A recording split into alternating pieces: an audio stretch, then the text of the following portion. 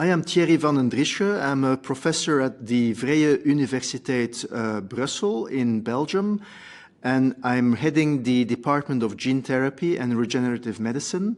I've been working in the field of gene therapy for the past 30 years, particularly on gene therapy for hemophilia, and it's a pleasure for me today to actually talk about where the field currently stands and what the key concerns and unknowns are related to the future of gene therapy for hemophilia.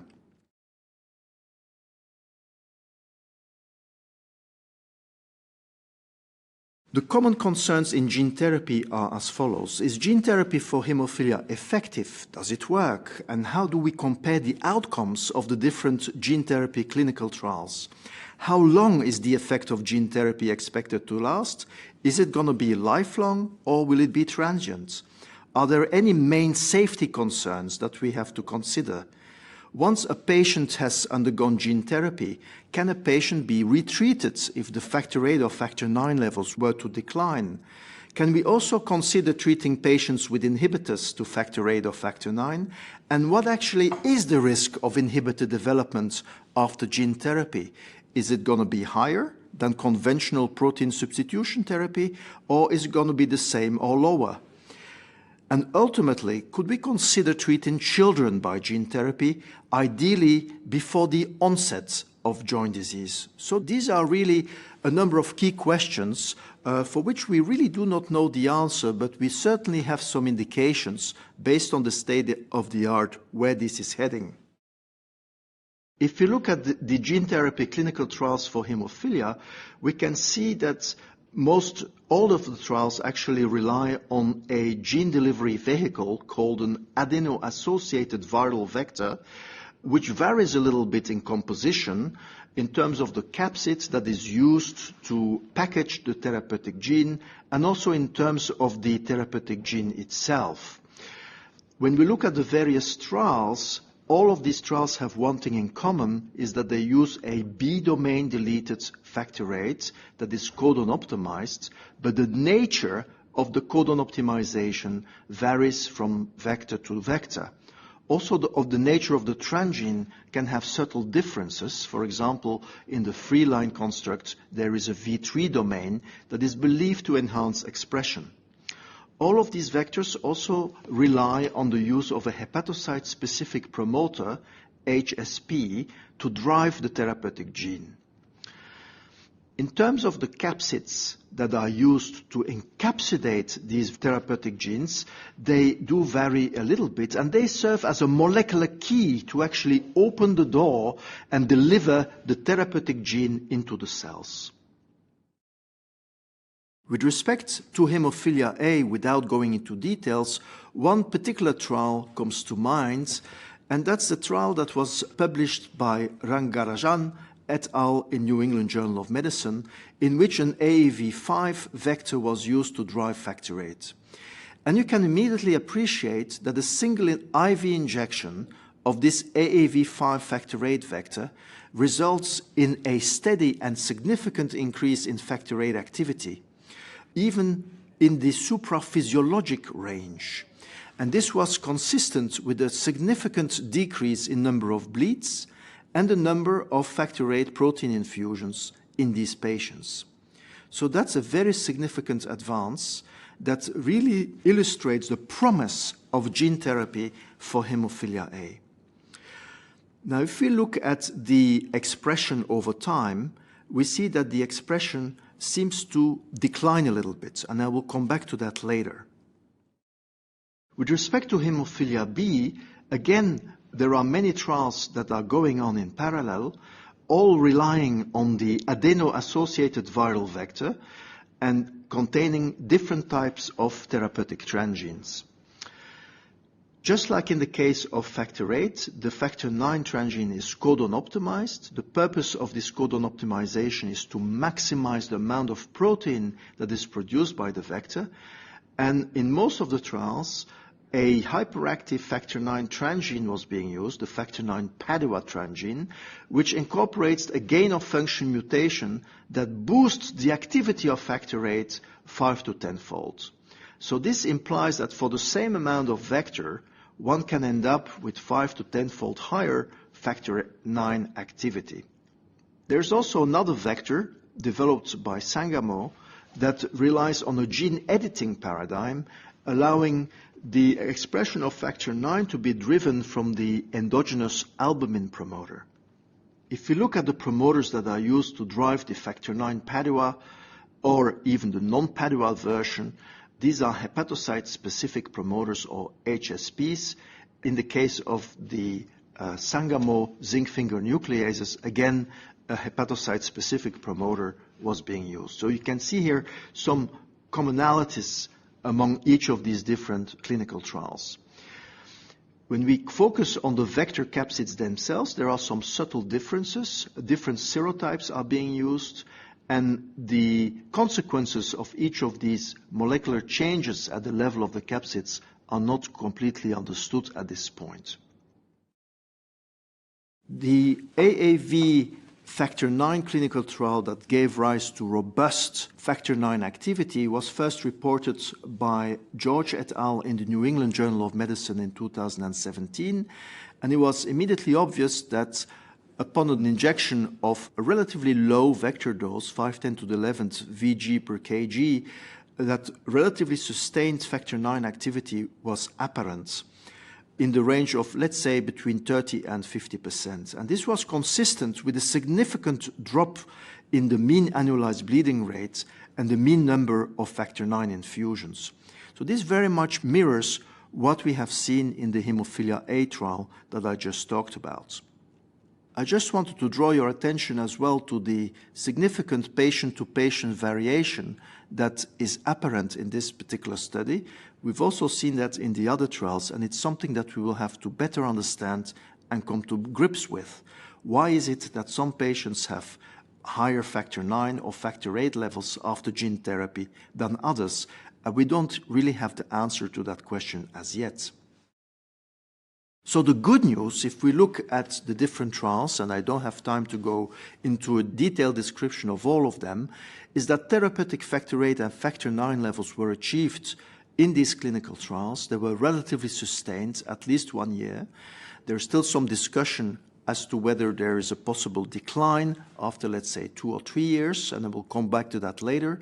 And this increase in therapeutic factor 8 and factor 9 levels is associated with a significant reduction in the annual bleeding rate and a reduction in factor usage. They're considered relatively safe. There's no major adverse events. There is some concern about hepatotoxicity, which I will come back to later. The gain-of-function PADUA mutation also gives rise to much higher activity than the non-PADUA version, which is particularly interesting because this allows us to theoretically use lower and thus safer vector doses. There's no inhibitors to factor 8 or factor 9 that were reported, and perhaps this is not entirely surprising because the patients that were enrolled in these trials were of course selected based on an absence of any inhibitor history. The long-term follow-up studies in preclinical models actually go beyond what we currently have been able to demonstrate in human subjects, but it's encouraging that in the dog model of hemophilia, expression in the 5 to 10% range has been demonstrated for more than 12 years already. In non-human primate studies, the follow-up studies are not as long as yet, but here also expression has been demonstrated for more than 6 years.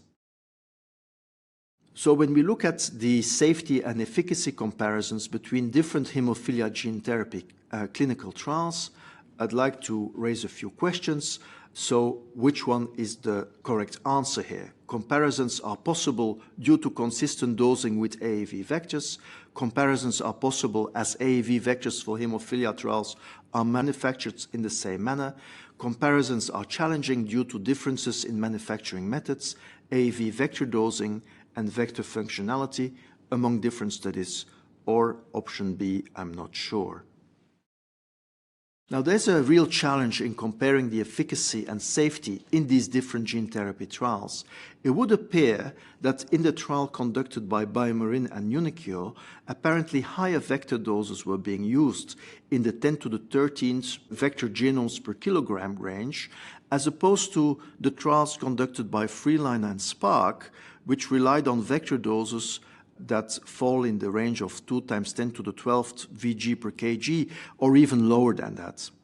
However, we cannot really compare these doses due to the fact of an absence of standards for vector doses. There's also different manufacturing methods, differences in vector functionality, meaning that the ratio of empty versus full particles may actually differ from trial to trial. Also, the strategies used to titer these vectors may vary in these different trials. And one should not also ignore the possibility that in the trial subjects themselves there may be differences pertaining, for example, to the incidence of pre-existing anti-AAV antibodies. Also, at this stage, assays have been developed to determine the titer of these anti-AAV antibodies, but these assays are not standardized and exhibit different sensitivities and different cutoffs. So in a nutshell, we are actually comparing apples and oranges here in the context of the absence of any standard. So we need to come to grips with it and strive towards a continued development of standards that could be used to address these questions. Now, one of the key questions of gene therapy is related to the fact if gene therapy is going to result in lifelong expression of the therapeutic gene, or perhaps only expression for a number of years, after which the expression will decline. So that's really, literally speaking and figuratively speaking, the million-dollar question in the field. It's encouraging that in dogs the expression is at least 12 years, and in non-human primates at least 6 years. In mice, we know it's lifelong.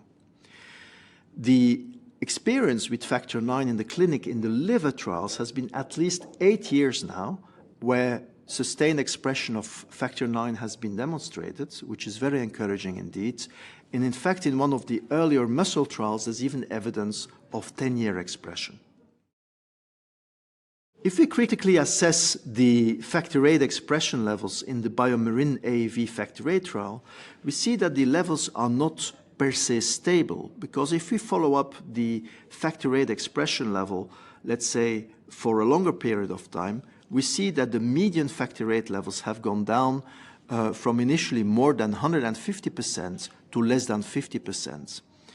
We don't quite understand what the reason of these kinetics are, and it's something we need to better understand.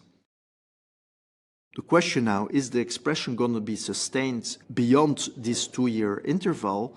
And this will need to be closely monitored. Now, hepatocytes divide slowly in adults, and this may have repercussions with respect to the stability of expression. And why is that? Because once the cells divide, the AAV vector genomes that express factor VIII or factor IX will get diluted and even are being degraded. The consequence of this is that the factor IX or factor VIII expression will decline accordingly in function of this cell division. If a cell were not to divide, however, then we can assume that the factor VIII or factor IX levels will remain relatively stable.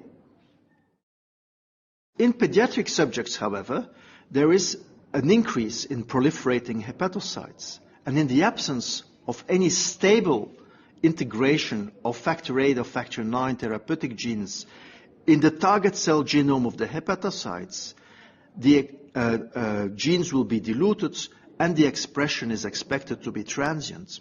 There are some preclinical animal models to support this hypothesis, since children so far have not yet been treated by gene therapy in the context of hemophilia. If the vector were to integrate stably in the target cell genome, however, then the expression is expected to be stable, because there will be no dilution effect of the therapeutic gene in this particular context. Now, the long-term risks associated with gene therapy are not fully understood, and this falls within the realm of the unknown unknowns, or perhaps even the known unknowns. What we know, we don't know. What is the risk of liver cancer? Now, genomic integration of a therapeutic gene into the target cell genome is a double-edged sword. On the one hand, we know that the integration will most likely guarantee long-term, if not lifelong, expression of the gene of interest, so one can expect a permanent therapeutic effect. On the other hand, we do not really have any control as to where in the genome the gene will integrate. And if this were to occur near an oncogene, there is a theoretical risk, at least, that this may induce the formation of tumors, and one speaks about insertional oncogenesis in this case. So it's pretty much a random phenomenon. We do not control where the vector can integrate, and this may pose a theoretical safety risk. And the biological reason for this is that the gene of interest may, if it integrates near an oncogene, confer a proliferative advantage to the gene-modified cells, resulting in the activation of an oncogene and an induction of hepatocyte cell proliferation. If there is no survival or proliferative advantage, then nothing will happen in this case. So that's why this is something that we need to consider. However, we have to look at the data here. What are the data in the preclinical models that address this long-term safety? Well, it's reassuring that there is no evidence of increased malignancy in any of the gene therapy preclinical studies for hemophilia A or B, including in normal mice, in hemophilic factor IX deficient or factor VIII deficient mice, in hemophilic factor IX deficient or factor VIII deficient dogs, or in non-human primates. So even though we cannot formally rule out that this may or may not occur, the preclinical evidence is very strong indeed, and there is no evidence supporting that the gene therapy vectors that are currently being evaluated in clinical trial result in an increased malignancy in these models. Coming back to the safety concerns, we do know that administration of AAV factor VIII or factor IX vectors can result in acute liver toxicity. So this is a known. Taking, for example, the data that were reported by George et al., we can see that in these patients, factor IX levels go up, shown in green here, but there's a concomitant increase in liver enzymes in the blood of these patients. So here we can see two patients in which an increase in liver enzymes was apparent in the blood of these patients. And in the second patients here, this seemed to coincide with a drop in factor IX activity. So perhaps the transaminases that could be measured in the blood are reminiscent of liver toxicity and liver inflammation, resulting in the clearance of the gene-modified cells and the concomitant loss of factor IX expression. To some extent, these adverse events could be controlled by the administration of prednisone, so by oral corticosteroid treatment. And in most of the trials, we've seen such a response, even though the mechanism may not be fully understood. It is believed that the AAV-specific T-cell response plays a role in at least some of the patients, but this may not be the whole story. There may be other immune mechanisms that may also account for the decline in expression and or the surge in liver enzymes that reflects transaminitis.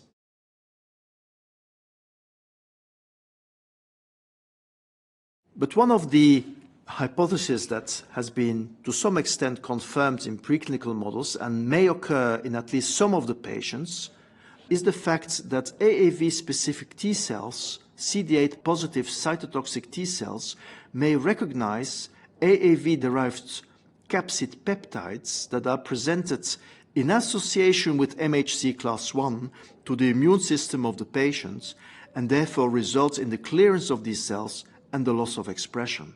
However, if you administer transient immune suppression by corticosteroids, for example, this unwanted immune reaction may be suppressed and stable expression could be achieved.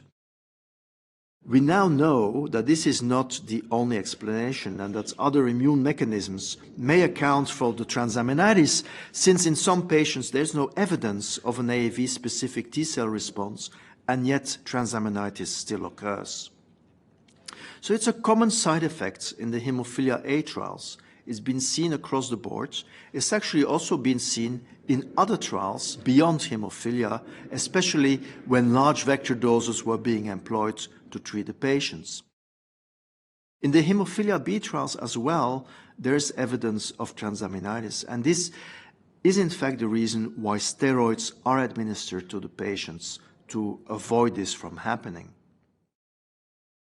However, oral corticosteroid administration is not always sufficient to curtail transaminitis. In one of the trials, there was loss of factor VIII expression despite the use of oral corticosteroids.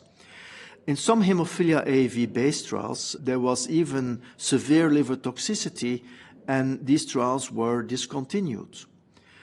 There's a lot of discussion about the implementation of prophylactic corticosteroids to make sure that there is no chance that transaminitis may occur. Finally, there's the issue of inhibitors to factor VIII or factor IX. And what's interesting is that in many studies, it's been shown that factor IX or factor VIII gene therapy results in the induction of immune tolerance. In some cases, antibodies to factor VIII or factor IX could even be eradicated after gene therapy. And I just wanted to draw your attention to a study published by the group of Arruda and colleagues, but there are many other studies that support this hypothesis. For example, in earlier studies, it's been shown that if you challenge mice with factor VIII or with factor IX, one ends up with antibodies to factor VIII or factor IX, except if you treat these animals by gene therapy, then there is no antibodies to factor IX or factor VIII, possibly involving the induction of regulatory T cells.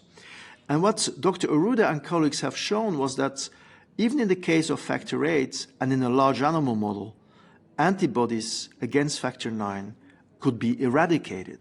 So this is a clear example whereby neutralizing antibodies, inhibitors to factor VIII, could be eradicated after gene therapy, which is a very interesting angle to this problem. There's a number of key questions that have been addressed by gene therapy and other questions that we are still in the process of addressing. Is gene therapy effective? Yes, certainly for hemophilia, but also other genetic diseases and even cancer. Gene therapy has resulted in the EMA and FDA approval for a number of products for other diseases besides hemophilia, and it's just a matter of time before we will see the first gene therapy product licensed for hemophilia as well. How long is the effect of gene therapy expected to last? Well, we don't quite know if the effect will be many years or lifelong, but the data for now support expression for at least 8 years. What are the main safety concerns? The main safety concerns are related to the risk of hepatitis and inflammation, although this can be controlled by transient cortisone administration. Another risk, which pertains to a long-term safety risk, relates to the random integration of the vector, even though preclinical studies have shown that that risk of insertional oncogenesis is very low in the hemophilic models, and in other preclinical models relying on the use of gene therapy vectors that have been used subsequently in the clinical trials. Can patients be retreated? Well, for the moment, this is not possible. The reason is that these patients that have been treated by gene therapy will develop antibodies against the vector, and that precludes vector readministration. So they cannot be readministered with the same vector that they have received earlier. But there's some developments in preclinical models that suggest ways to get around this. So maybe it's just a matter of time before we even found ways to retreat patients in the event that the expression would decline after gene therapy. Can we treat patients with inhibitors? Well, for the moment, patients with inhibitors are not included in the trials. Even patients that have no inhibitors for the moment, but had a history of inhibitors in the past, have not yet been treated. It is likely that those patients who currently have no inhibitors but have had inhibitors in the past may eventually be included in some of the upcoming trials for hemophilia. It is encouraging, however, that animal studies have shown tolerance induction after gene therapy and even disappearance or eradication of pre-existing inhibitors to factor IX or factor VIII. So perhaps the risk of inhibitors after gene therapy is lower than you would expect in the context of protein substitution therapy, but this remains to be investigated further. So what is the risk of inhibitor development after gene therapy? Well, based on the current trials, we cannot really address that, since all the patients have been pre-screened for lack of inhibitors.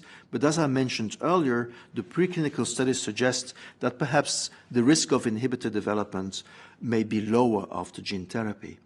Can we ultimately treat children by gene therapy, ideally before the onset of joint disease? Well, if we want to do that, we need either an integrating factor, but this raises concerns associated with the risk of random genomic integration, or perhaps gene editing, where we can site-specifically modify the genome at a very specific location. Another option is to be able to re-administer the AAV vectors, but in order to achieve that, we need additional approaches to get rid of the antibodies that are evoked upon AAV vector injection. But perhaps it's a matter of time, once again, before the preclinical studies will point us the way of how we can translate these findings into the clinic. So in conclusion, the good news is that sustained factor IX and factor VIII levels could be obtained after gene therapy. The highest level of factor IX activity so far are 30 to 40%. The long-term expression suggests at least 8 years of expression in the 2 to 5% range in one of the earlier trials. And it'd be, of course, very interesting to see how this 30 to 40% level will play out over time in these later cohorts of patients. In the case of factor VIII, the levels hover around 50% now, 2 years after gene therapy. These increases in factor IX and factor VIII levels are consistent with a significant correction of the bleeding phenotype and a discontinuation of prophylaxis. There's diminished factor use and no inhibitors to factor IX or factor VIII. Evidence in preclinical models suggests even immune tolerance to factor VIII or factor IX, which is very encouraging indeed. Now, gene therapy is no magic bullet. There are some unknown unknowns that we need to consider, or other parameters. There's short-term safety issues, immune response against the vector and the gene-engineered cells, liver toxicity that warrants the use of corticosteroids, long-term safety issues, and patient-to-patient variation. So there's still a bit of a lucky draw right now. Some patients may have normal levels, others may have levels that are lower than 10%, and we don't quite understand what the reason for this interpatient variation is. Now, the morale of the story is that we should be cautiously optimistic, and I like to paraphrase Winston Churchill in this regard. Now, this is not the end. It's not even the beginning of the end, but it is perhaps the end of the beginning. Thank you very much.